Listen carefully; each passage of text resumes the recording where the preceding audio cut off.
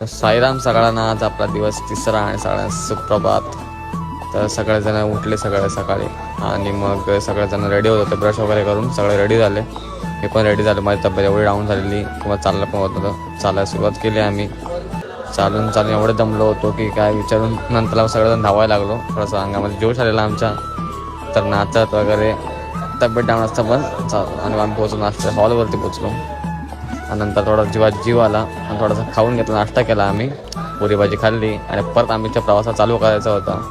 आम्ही सगळं निघालो, उन्हाचे शेक घेत सगळे चालत निघालो. नंतर पोचलो आम्ही दुपारी जेवणाच्या ह्याच्यावरती. मस्त फ्रेश वगैरे झालो आणि जेवून लगेच आलो. फ्रेश वगैरे झालो आणि परत आम्ही रात्रीच्या वस्तीला निघालो.